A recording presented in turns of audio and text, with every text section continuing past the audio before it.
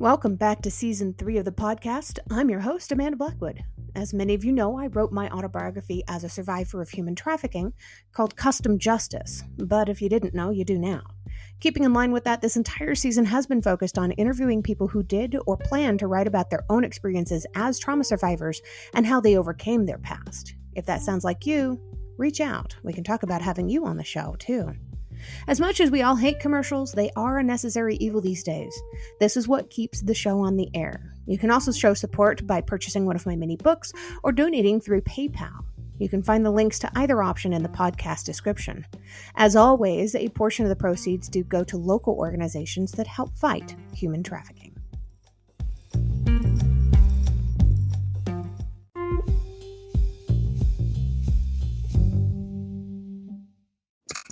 Good morning. Hi. Hello. How are you? I'm good. Sorry, trying to get my headphones situated. No worries, no worries. I actually have a tree grinder outside of my window today. So I'm going to be moving to the other end of the house to do this. Oh, wow. Oh, the neighbors, I swear. Every single time I'm getting ready for a busy week of doing all these podcast recordings, they hire these tree trimmers to come out, and then they sit there with their chainsaws, and then they go with the tree grinder. It's awful. Oh, my God. That's like, see, like I'm high functioning autistic. So like certain noises and vibrations like are really awful for me that like aren't for normal people. And like those type of like, yeah, like chainsaws and like high vibrations, like it's always like agonizing for me. Yes. Yeah, and I don't know.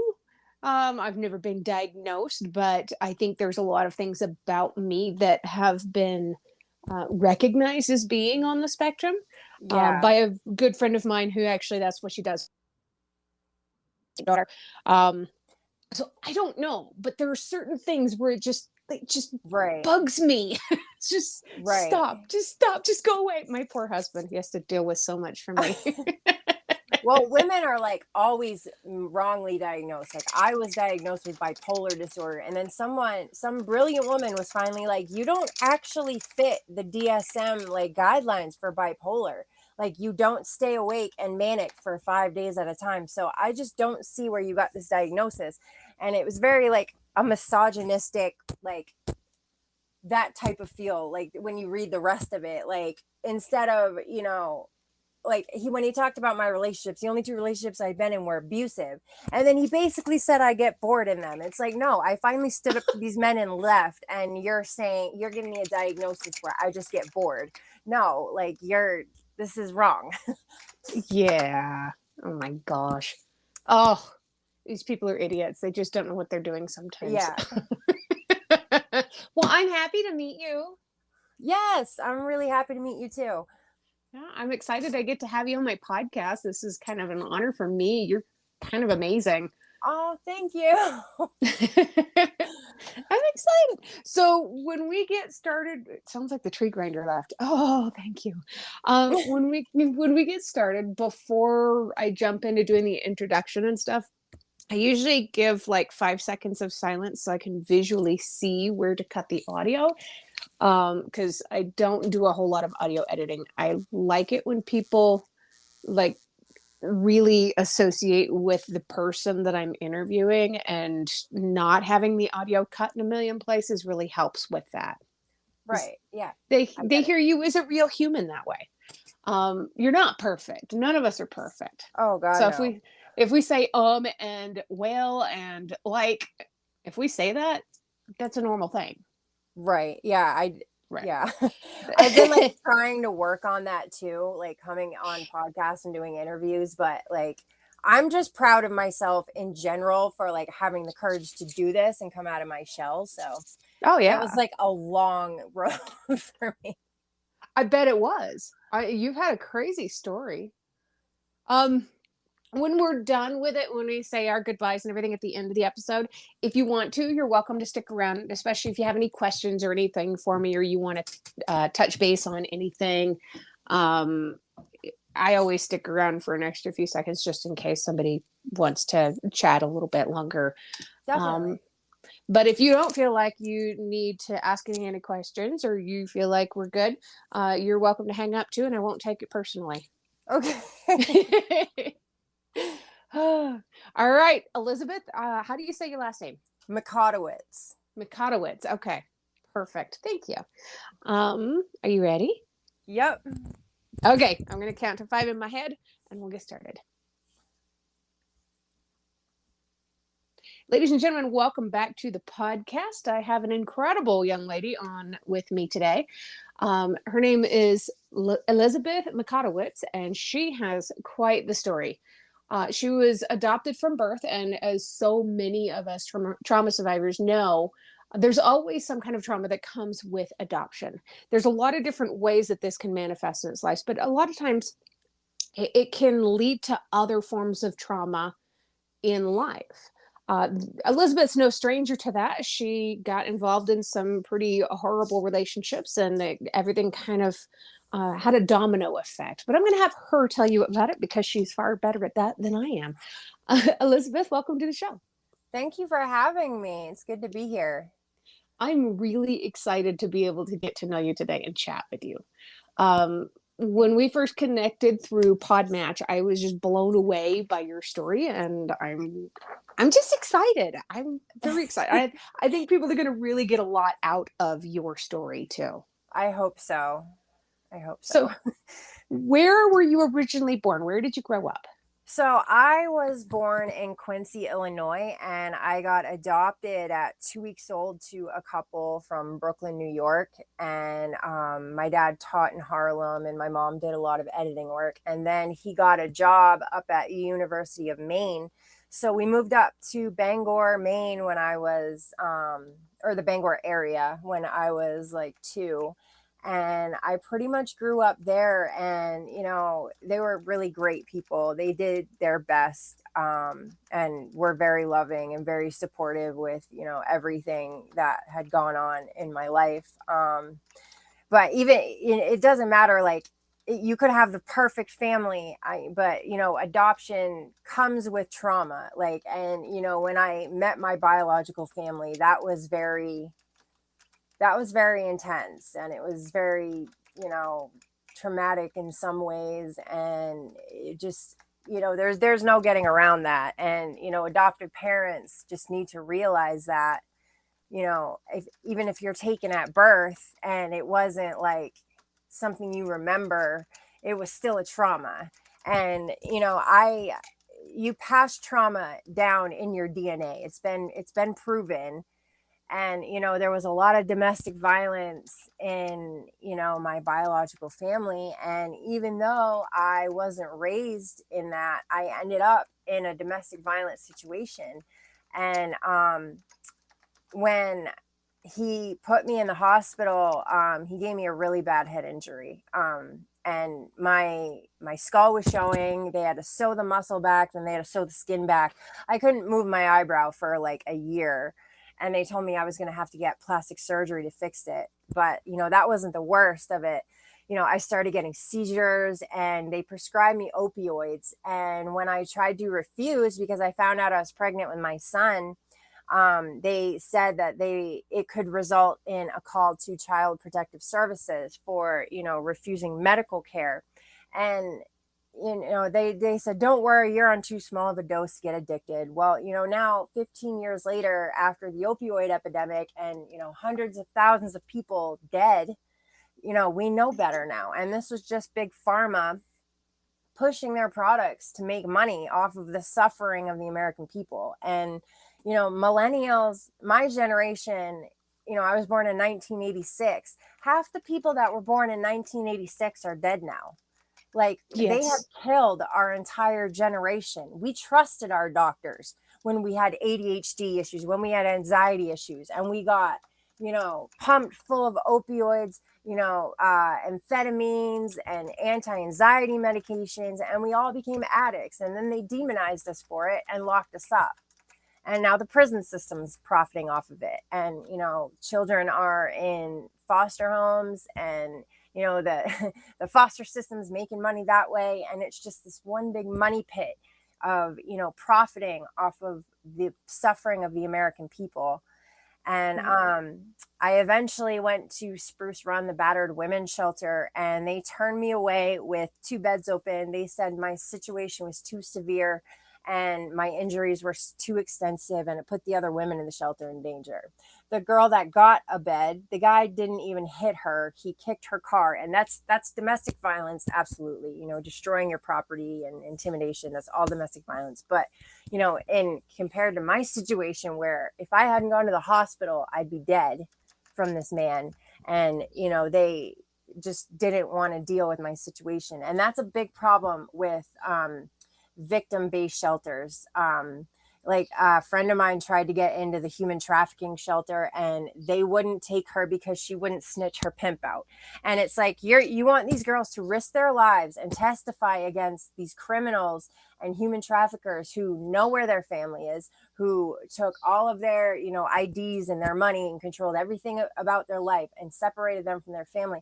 They know where their family is. Like, you can't expect them to put their family in danger because you want to make a collar and you want to make an arrest. You should not be trying to figure out how much you can get off of these victims. Like, this is why women are slipping through the cracks and ending up in prison, because they're just not helping them. And so eventually I caught federal drug charges and went to prison, and I got to see all the abuse and horrible things that go on in prison. And America makes 1/5. We make 20% of the global incarceration population, and they make over $100 a day per inmate. And they work these people 40 hours a week, paying them pennies a day. I mean, there were inmates moving dead COVID bodies, fighting wildfires, and they're literally getting paid $5.25 a month. And these corporations are making a killing off of it. A hospital saves $350,000 a year contracting their linen to be washed by inmates instead of paying regular Americans a minimum wage. They don't even want to pay us a minimum wage anymore. They'd rather just pay inmates pennies a day and get a free workforce. And they made everybody homeless during the pandemic. We have 29 empty properties for every homeless man, woman, and child. Like, we could solve the homeless problem overnight, but they'd rather criminalize homelessness and put these people in jail to get a free workforce. It's all about a free workforce and money and ripping the American people off. And then they get to demonize them with their mental health or addiction, or something that essentially the system caused. Right. What an awful place to be. How long were you stuck there? My longest stretch was 3 years, and county jail is far worse than prison, because at least the prison you can go outside whenever you want, and like they have more programs. But it's just, you're met with violence. You see violence. I mean, my first week in Somerset County Jail, I watched an entire pod of women get stripped out because they signed up for a razor, and a male sergeant wanted a list of who shaved their vaginas and who didn't. Those that did got punished. Like, that's the kind of thing you're going to have to deal with. And that was the PG stuff that went on. I mean, if you refuse, I've heard people say, oh, well, I'd fight back and I wouldn't strip for them and I'd refuse. Okay, you can do that. They're going to show up 10 deep, all suited up in SWAT gear. They're going to have mace. They're going to have batons. They're going to have rubber bullets, and they are going to beat the hell out of you. And they're going to put gas in your cell that's chemically designed to take the oxygen out of your throat. So, and it doesn't matter if you're not the one doing it and you're not even in the cell. If they gas one cell with the vents, they're gassing all of them. So everyone gets punished for what one person did. Right. And that goes back into psychology that they've used in the military and in prison systems for many, many, many years. It's a way to get everybody else to hate you too. So you're more likely to comply, because you don't care if these guys over here hate you. You care if the people that you're living with hate you. Right. Yeah. Right. So what helped you to heal from your trauma once you were finally able to get out of that situation? Well, I was lucky. I got to paint murals while I was there, and I painted on cups and sold them to the women. So it was kind of like giving Oh, them a wow. piece of their identity back. And, I did art as a hustle, and I worked out like 4 hours a day. I was always working out, always listening to music, looking for ways to distract myself. I had to learn coping mechanisms. And, when I got out on probation, I relapsed. I just, every time I left my house, I had a panic attack, and I just couldn't deal with it. And the other thing was, when I got out, I had $1,300 of medications that the prison had me on, and no way to pay for it. Oh And my gosh. psych meds, if you stop taking them, your heart can stop. So I was like separating out my medication, trying to, because you're physically dependent on them at this point. And this is a problem, when people get out of prison, they have no medical care. So they have no way. They've been forced to be on these medications. A lot of them they probably don't even need. And they're physically dependent on them, and they have no way to get more. So they're going to detox and spiral off these medications. And, I lucked out when I got out for the last time on probation, because Janet Mills was the governor of Maine. She took over for Paula Page, and Paula Page had cut funding every which way.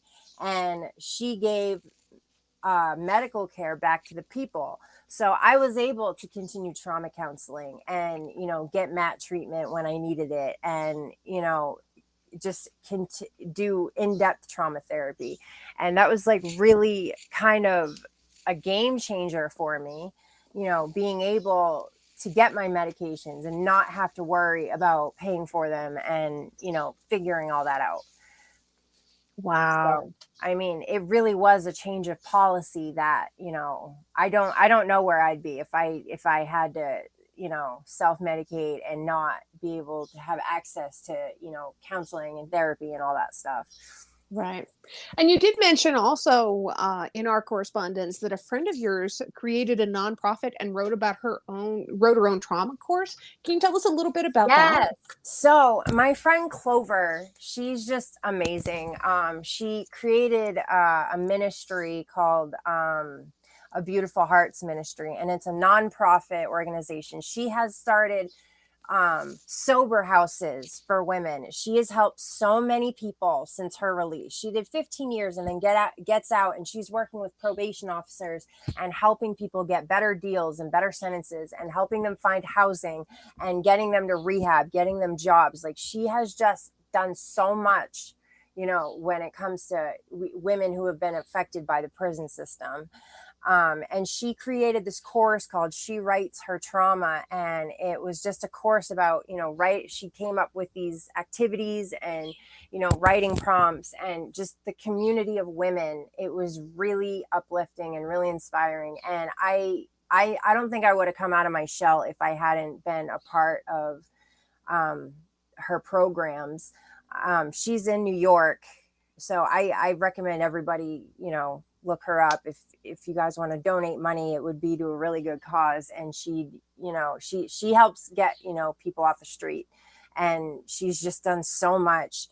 And she's so loving and understanding, and non-judgmental. And I ended up calling state representatives and getting laws changed, Wow. after being inspired, by her and having the courage to do that.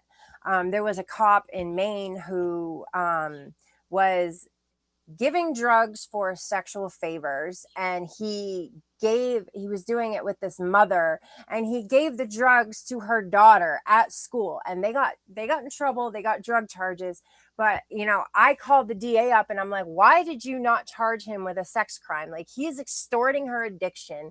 He Right. holds power over her. Like, the difference of power is, it's not, this should not be consent.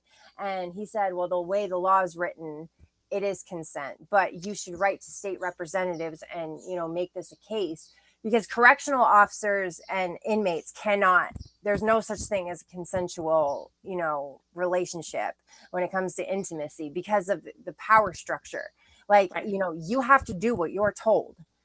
And they even have rules in their rule books that says the correctional officer is always right. If they're wrong, please see rule 1. And like, it brings you back to that rule. Correctional officers are always right. You do not have the right to say no to them. And it's the same with cops. So, as a woman who's been to prison, if a cop were to hit on me, the only thing I'm thinking is, what am I going to go to jail for when I say no? So, I started writing to them, and, they put my proposal in a bill. And that's how I started working with the local Democrats. And we got a bill passed that mandates all jails in Maine provide tampons and pads for free for women. And they took my proposal about the landlords.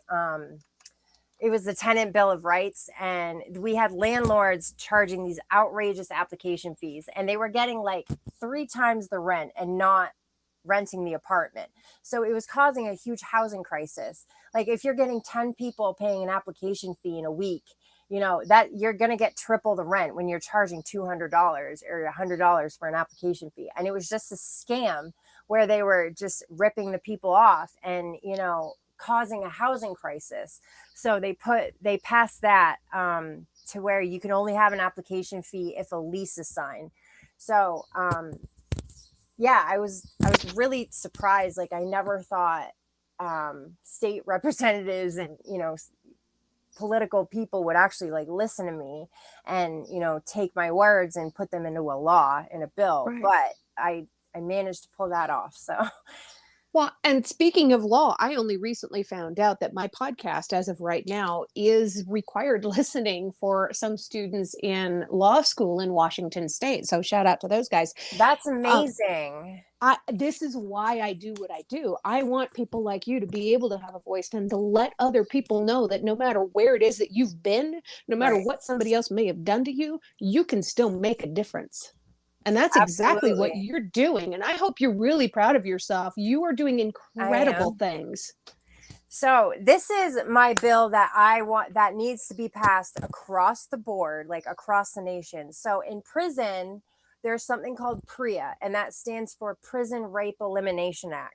So when I was at Somerset County, they forced me to strip in front of cameras that were illegally placed inside cells. In the state of Maine, you cannot have cameras inside of a cell where an inmate goes to the bathroom and sleeps and changes. Well, they do. And under duress of being extracted and met with violence, I was forced to strip in front of these cameras. So when I went to prison, I filed a PREA complaint against Somerset County Jail. When they do their own investigations, and this is how jails cover up abuse. They do their own investigation. They admitted to everything I was complaining about, and they deemed it unfounded, so it wouldn't go a step higher. And an outside source, like a rape prevention group, or, there's supposed to be some outside source that interviews the inmate. This never happens. They never have anyone interview the inmate. So it never goes any higher. So when I was at Alderson and they got the response back, they read it to me. They would not even allow me to hold it or send it home or anything. They literally said, we don't do that. Like, you're not allowed to have it. And so what this does is you only have 100 days to file a complaint when you get out of prison. What this does is create a problem, because the first thing they say is, where's the paperwork? Did you go up the proper chain of command? Well, yes, I did, but I don't have the paperwork to prove it. So you only have 100 days. If it goes past that, you're screwed. And so this is how they bury the abuse. They just don't give you the paperwork. And then after I got out of prison, the captain and 4 of his subordinates at Alderson all got arrested and convicted for raping and stalking inmates and tampering with PREA evidence. So it wasn't just me they did it to. They did it to dozens of other inmates, and then they covered it up. And this is how they're burying the abuse. So I want a bill on the table that says a jail is held financially responsible, say $500 a day, for every day they stonewall an inmate and refuse to give them their paperwork. Because I wrote to Somerset County and I requested the paperwork, and I had a sergeant telling me to kill myself in solitary. Well, she told another inmate to kill themselves, and they had to cut that inmate down from a suicide attempt.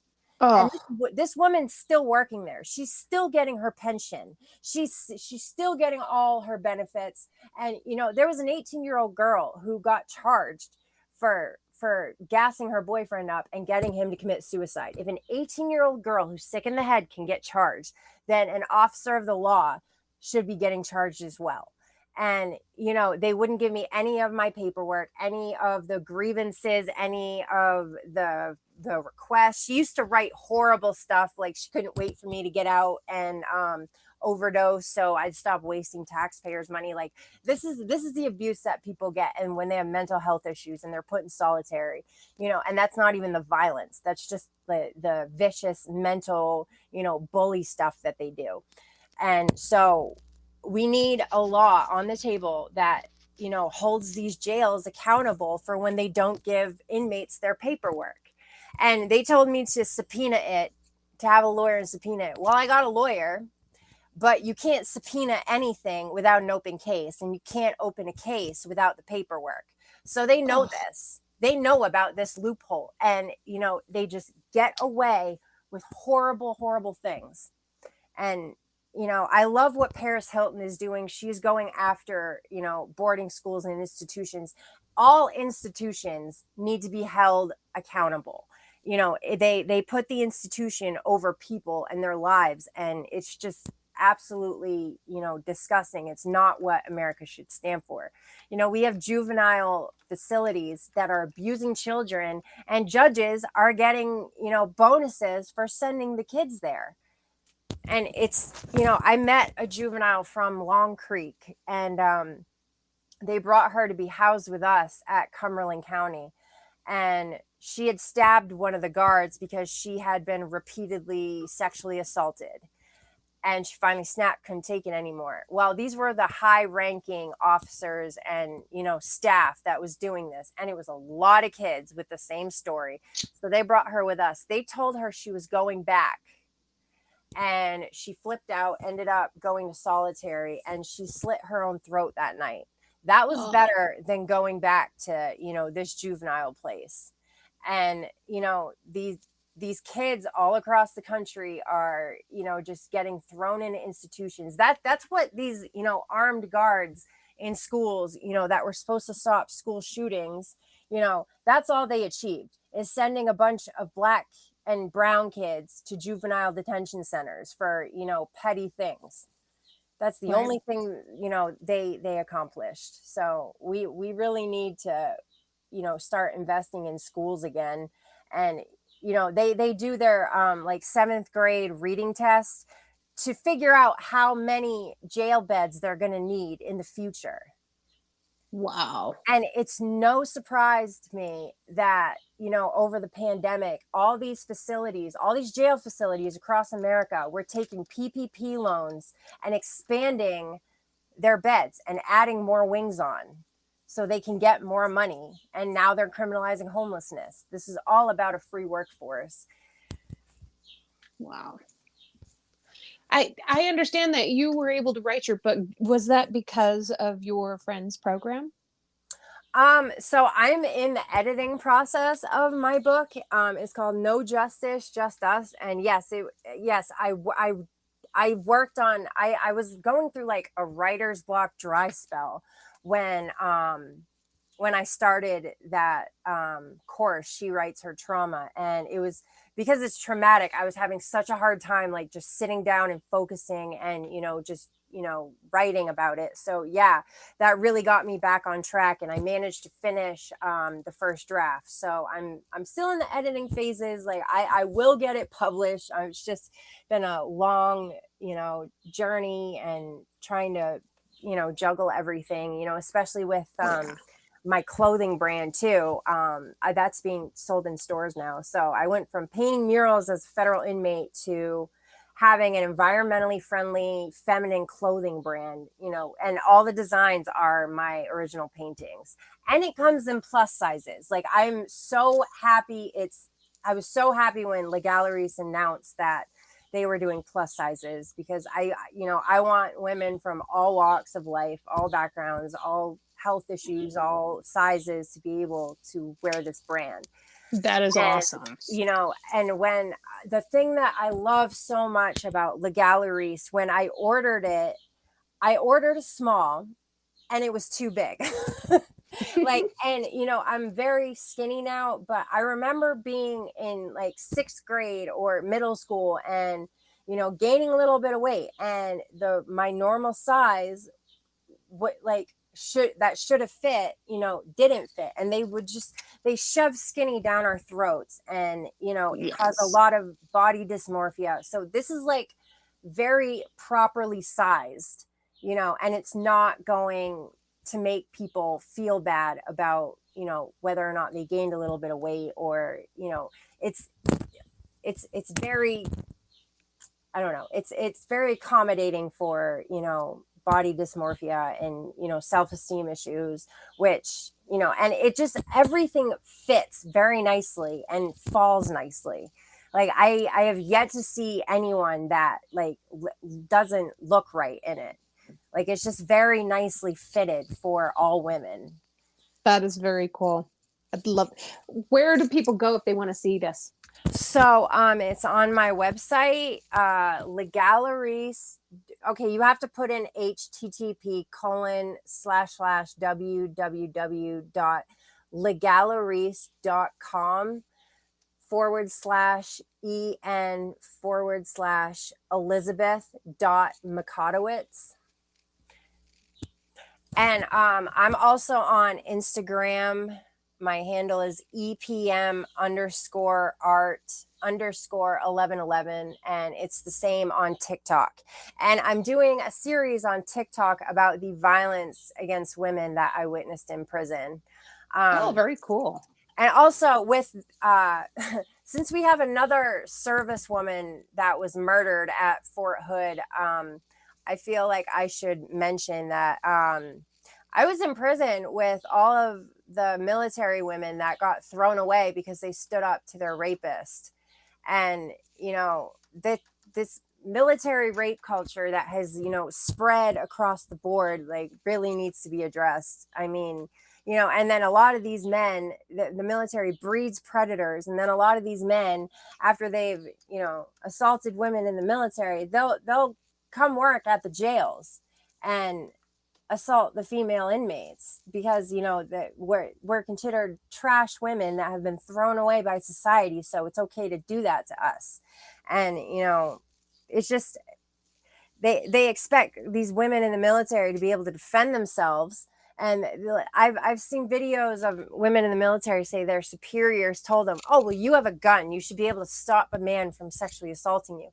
Well, I was in prison with a woman who did defend herself, and they charged her with assault on an officer.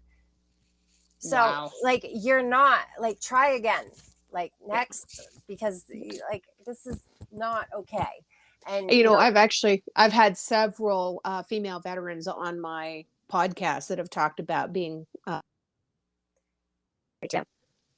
yeah, it is an incredibly high number. I think they said 1/3, and those are just the ones that come forward. Right. It's a pandemic. Yeah. It's absolutely disgusting. Yeah. So have you got your book handy? Would you be willing to read a little bit of it for our audience? Yeah, actually I could also, I can do that. I do have a poem though that was published. I won a contest with it. Great. I was going to read that one to you guys. Yeah. Yeah, So I'm all for that. this is called Flying Black Balloons, and I won a contest in Maine and got it published. I won 2 years in a row, but this is the one that got a standing ovation with fist bumps in the air, so I figured I'd share it with you guys. Flying Black Balloons. 4 years in my recovery, but I am not recovered. A sad and awful truth that I have faced and suffered. My chains and shackles gone, only felonies remain. Reminders of my past, like they don't carry any shame. My friends are mostly gone, just sad memories left instead. A sea of black balloons, big pharma's markers of the dead. Their kids are all now orphans, men taken to the state. It showed me prison was a blessing. I escaped a darker fate. With all this death and chaos, you think the government would care. They took their cut right to the banks, such corruption in the air. With the prison numbers rising and the rehabs all a mess, 94%'s their failure rate, no refunds nonetheless. The disease just keeps on spreading, capless needles in the street, homeless faces everywhere, more injustice we can't beat. As the rich keep getting richer from all this insanity and pain, the politicians, they don't care, they have so much to gain. So we fly these black balloons to remember all of you, the ones that we have lost and those that barely made it through. Our American dream is shattered, endless lives left all a mess. Replacement drugs the only way they say you'll ever rest. And who was tried for all these crimes, the addict nonetheless, their form of rehabilitation, slow torture at its best. Are you tired of this nightmare, of this dystopian land? I know that I am. I think it's time we make a stand. Oh, that's fantastic, Elizabeth. That was amazing. Thank you. I can totally see why you won awards and why you got a standing ovation. Well, thank you. You really are out there making huge strides for other people, and it's so selfless. It's definitely admired in you, and I hope that you can inspire other people to do the same thing too.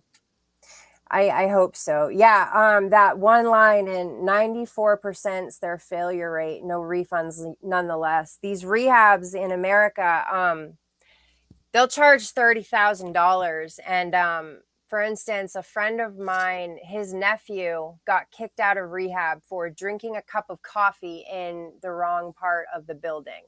Oh my gosh. They kicked him out for that. He got out and relapsed and overdosed. So, they're just no other form of rehabilitation would kick somebody out over a cup of coffee or something that petty.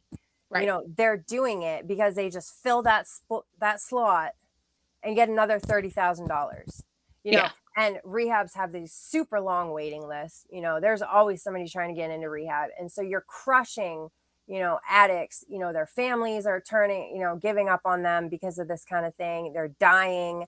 It's just one big money pit.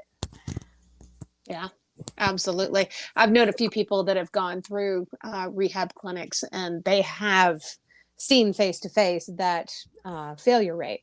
It's a horrible place to be. I've got a very good friend right now that is a survivor of trafficking who was in rehab, relapsed, and now she's going back to rehab again. How would I help her more than people just sending her to rehab? What can I do? Well, for me, I had to face my trauma and get my trauma under control before I even tried to tackle my addiction.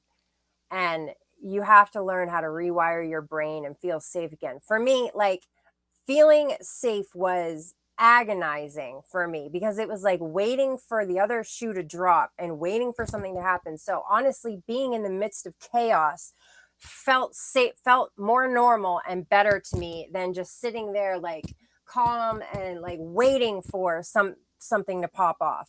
So you get addicted to trauma and you don't realize it. It's not that you like it. It's not that you want it. It's that time before that, really accepting peace and, being like, yes, I'm okay. I am safe here. And it's really rewiring your brain. And I had to write affirmations. I had to meditate. I still listen to binaural beats every night when I go to sleep.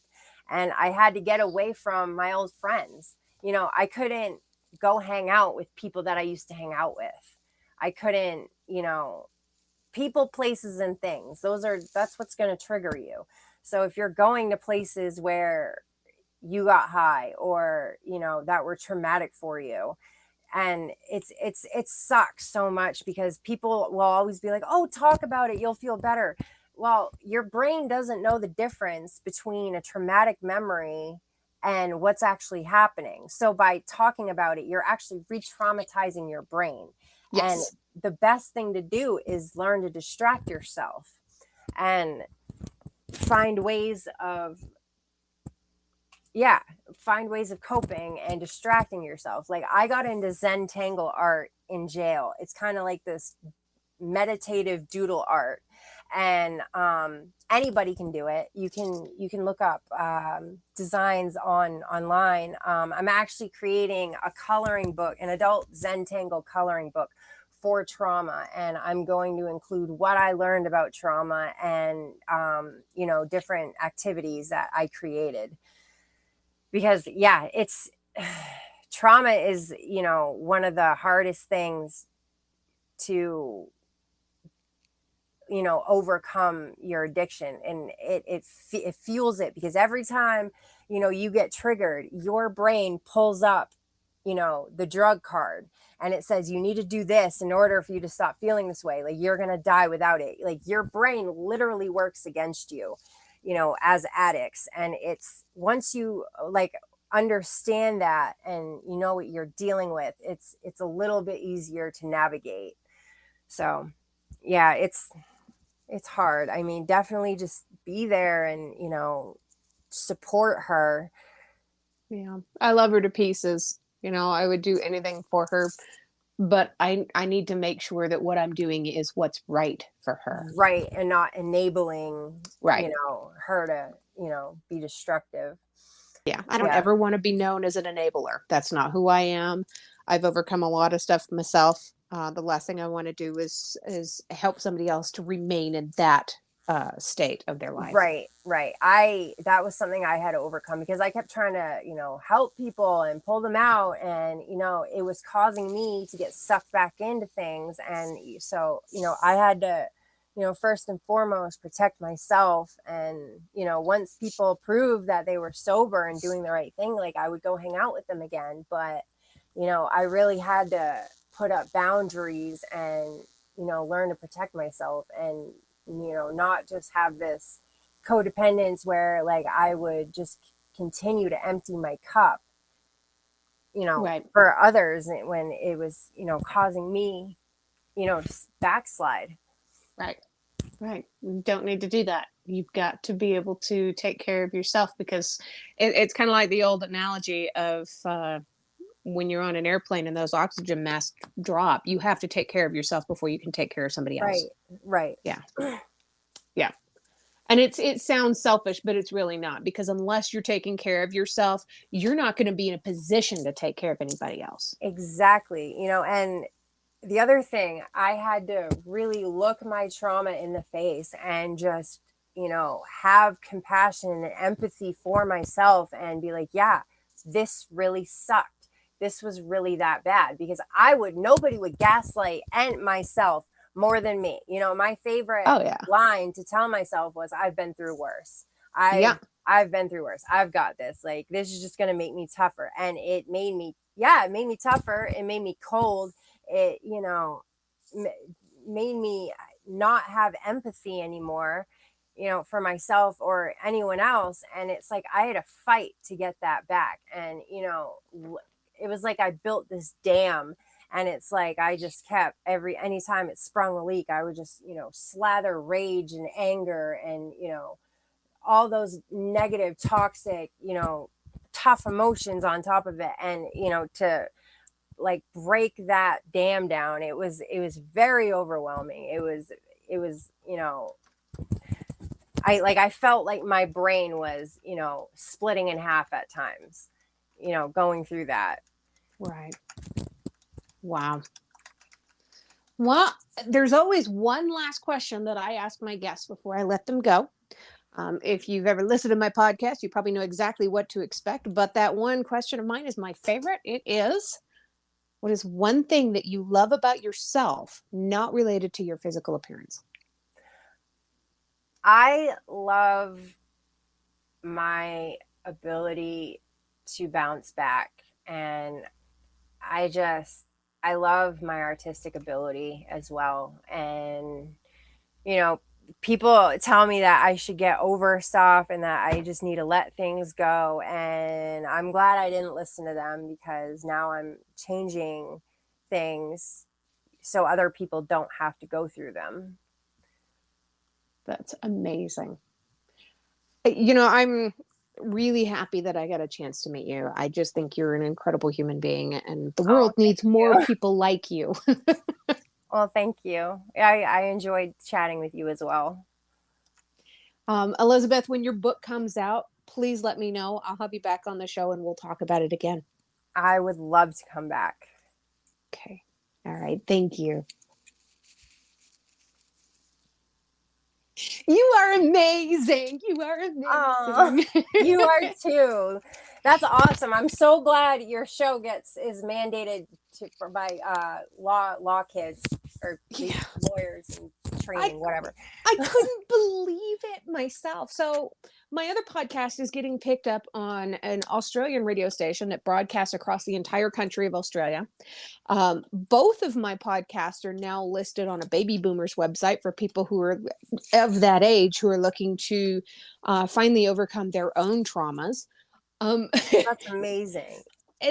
They've been picked up in some of the most unusual places, and I've had podcast experts who've got literally millions of listeners who are telling me I've never heard of a podcast being mandated listening in law for law students before. That is amazing. I love that. I'm excited. But I mean, as soon as you started talking about changing laws, it's like, man, those kids are gonna really have something to listen to with this one. Yeah. That's so That's cool. great. That's awesome. Oh, I love how much you're changing in the world. Thank you. Yeah, I'm trying. I'm definitely trying. I've seen what doesn't work and I've seen what's destroying people. So Yeah.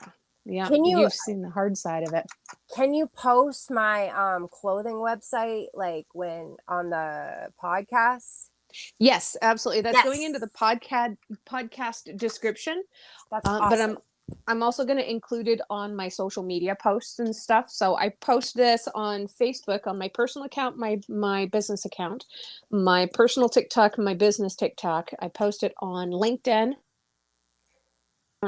and where else? There's That's somewhere great. else. But I'm yeah, so excited. I put it all over the place. Sweet. I will too. Just send it to me when it's done so I can post it on my handles as well. Awesome. They're always recorded in advance, but I do have some dates already. It looks like this one is going to be airing on April 28th. April 28th. I look forward to it. Me too. I know that you and I together. Yes. We're going to make changes. Yep. Yes. Oh, you're awesome. I love you. You are amazing. too. I love you too. You're my new favorite. Are you on Facebook? Yes, I am. I'm like over Meta and they're lobbying against TikTok. So like I don't really like advertise my Facebook, but yes, I do have it. I'll send it to you. Actually, it's posted on Podmatch. I just put it on Podmatch. Oh yeah. Okay. Let's see. Dashboard. I've actually got Podmatch pulled up. I have all this stuff pulled up in case I need to reference it at any time. And they're always saying, don't do that, but it's super helpful for me, honestly. Right. I need it. I need this stuff. Right. Okay. There you are. All right. I'm going to send you a friend request. Great. I will accept it. Okay. Oh, look at you. Who's the guy? He's a cutie. That's Ethan. That's my fiance. That's my son's name. Aw. And who's the other cutie? The one without teeth yet. Who's the puppy? Oh, that's Athena. That's my little service dog. She's adorable. No, she's so cute. She looks so happy in that photo. Yes, she is. Awesome. When are you and Ethan getting married? Well, we haven't picked a date yet. It's kind of just been like up in the air, like with the pandemic and shit. So we haven't been in a like huge rush, but yeah, we've been talking about. Yeah, we just moved too, so we're probably gonna do it this summer. Very cool. Very cool. Oh, I love it. Oh. Well, I've got another meeting coming up in 10 minutes, so I should probably let you go. I had so much fun chatting with you today, though. Yes, I had a blast too. Thank you for hanging out with me. Yeah, thank you for having me. And we will talk soon, especially Definitely. now that we're friends on Facebook. Absolutely. All right. Have a good day. You too. Bye. Bye.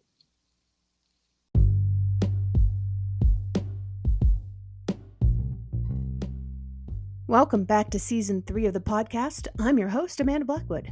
As many of you know, I wrote my autobiography as a survivor of human trafficking called Custom Justice, but if you didn't know, you do now.